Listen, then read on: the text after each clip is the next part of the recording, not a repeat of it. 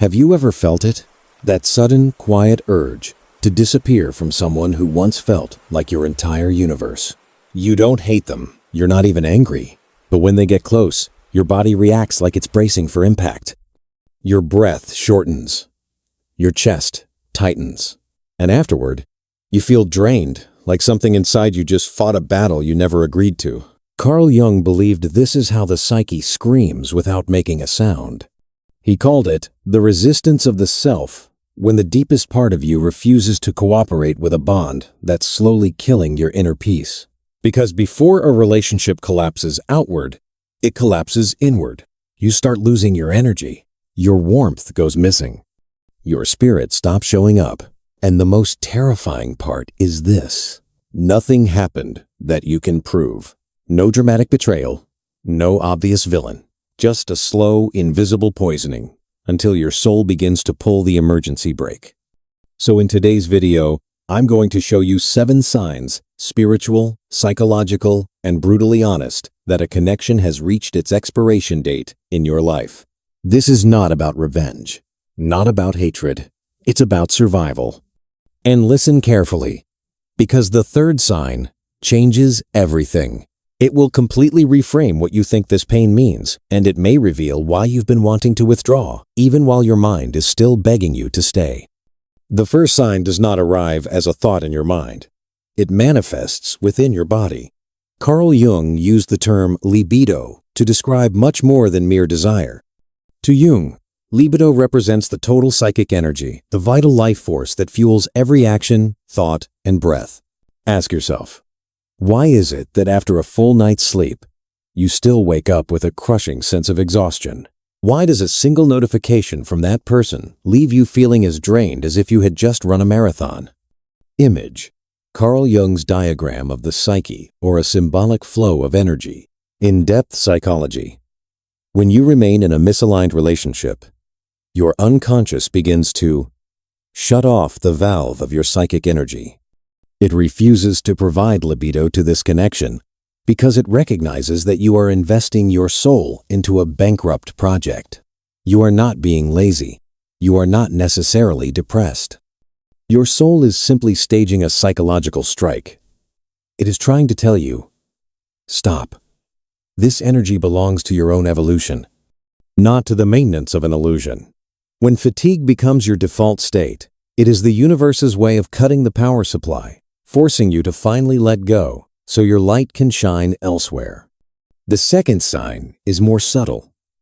What Jung calls the collapse of the persona, or the social mask. In the early stages of love, we all wear a perfect mask to please the other person. But when someone is no longer your destined partner, wearing that mask becomes unbearably painful. You begin to feel like you're acting instead of living. You find yourself carefully choosing your words, adjusting your breath, and hiding your truest emotions for fear they won't understand or will judge you. Jung believed that the ultimate purpose of life is individualization, that is, becoming your truest self. If a relationship forces you to shrink yourself, to bend your truth to fit the other person's expectations, then the soul's immune system will create discomfort, unjustified irritability, sudden outbursts of anger, or the urge to escape. These are the screams of your true self, trying to break free from the mask that imprisons it. Don't blame yourself for changing. Understand this: your authenticity is rejecting the pretense of this relationship. Now, let's focus on the sign I mentioned at the beginning of the video, a sign that can completely change how you perceive your current pain. Carl Jung had a classic theory. Every encounter in life is essentially a projection. When we love someone, we often project the best of ourselves onto them. But when a connection has exhausted its purpose, that mirror begins to reflect something else, your own shadow. Observe carefully. What version of yourself are you becoming around that person? Do you find yourself becoming more selfish, jealous, controlling, and filled with negative thoughts you never had before?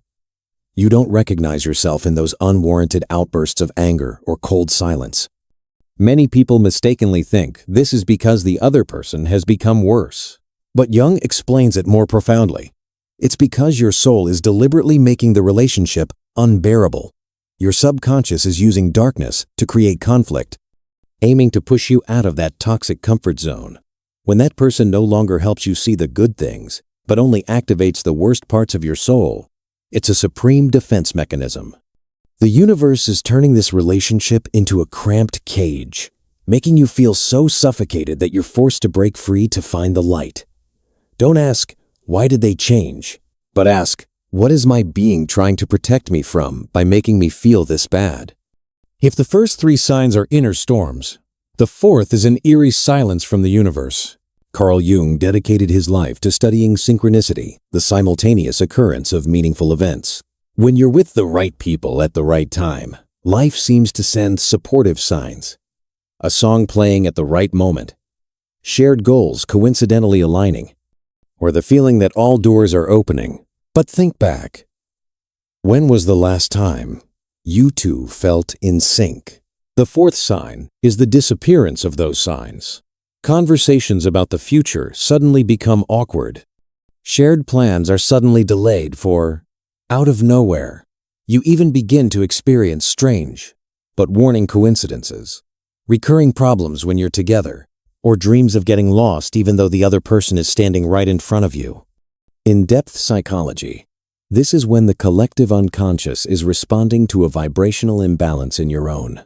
Your soul has taken a step ahead, and it's beginning to disconnect from the other person's reality. When synchronization disappears and is replaced by a constant disconnection, it's not bad luck. It's the universe gently unraveling the last remaining threads to protect each person's individual path. Comment call. Have you ever felt like you and your partner, even when together, are living on two different planets? Comment aligned if you believe in cosmic omens or share a strange coincidence you've experienced. There is one place where the mind's self-deception cannot exist. That is in dreams. Carl Jung believed that dreams are not random occurrences, but direct letters from the unconscious to the sleeping self. When you use your reason to cling to a dying relationship, your soul chooses to confront you in your dreams. Do you start dreaming of trying to call them but can't connect? Or do you find yourself trapped in a narrow room or trying to escape from an unseen force? Even more so, pay attention if you dream of being free, flying, or walking alone on a brightly lit road. But in that dream, they are completely absent. According to Jungian psychology, this is the mechanism of compensation. While you pretend to be fine during the day, at night, your subconscious creates contrasting scenarios to balance the truth. Dreams are deliberately separating you from them to test how your soul reacts. If in your dream you feel relieved when alone, or fearful when near them, that is the most honest answer you've been searching for. Your soul parted ways with them in the dream world long before you had the courage to do so in the real world. Don't ignore these symbols, for dreams are a mirror reflecting destiny that the naked eye cannot see. There's a state Carl Jung called the withdrawal of energy to serve the process of personalization. The sixth sign is when you begin to feel that loneliness is no longer as frightening as the presence of that person. Have you ever felt strangely relieved when the other person cancels a date? Or have you started looking for every reason to be alone? Taking a walk alone, reading alone, or simply sitting silently in the dark? This is the awakening of the Hermit archetype within you. Image.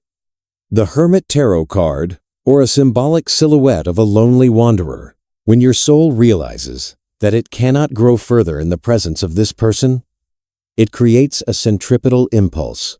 It makes you want to retreat into your own cocoon to protect and heal yourself.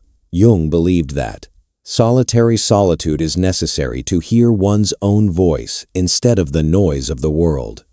If their presence begins to feel like an invasion of your personal space, and you find yourself most at peace when they're not there, understand that your soul is preparing for a migration. It's gathering scattered fragments of energy in preparation for a new chapter. This solitude isn't rejection, but a dignity, a sign that you're ready to move on your own journey without a companion who's no longer on the same wavelength. The final, and most obvious, sign of fate's intervention It's when the world around you begins to restructure the moment you consider letting go. Carl Jung once said, "I am not what happened to me. I am what I choose to become." When your soul decides to remove someone from your life, it simultaneously opens doors you've never seen before.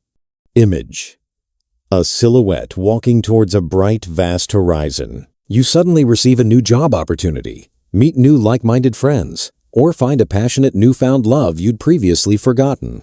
This is when the life energy libido is released from the old relationship and begins to flow in to shape your future. Pay attention to these coincidences. If new opportunities arise just when you feel distant from that person, it's the universe gently telling you, don't be afraid. The path ahead has been prepared, just waiting for you to walk it. The appearance of these new doors is the final confirmation that their departure wasn't a loss, but a necessary clearing to make room for greater things to come. My dear friend, if you find yourself in all 7 of these signs, don't try to fight against the flow of your soul. Don't let your fearful ego hold you back in a house that no longer holds warmth. Carl Jung dedicated his life to proving that our purpose is to become whole, not to become perfect or to please everyone. Letting someone go is sometimes the kindest thing you can do for yourself and for them. Trust your soul's immune system. Believe that when one chapter closes, it's because the author of destiny has prepared a more glorious ending for you in the next.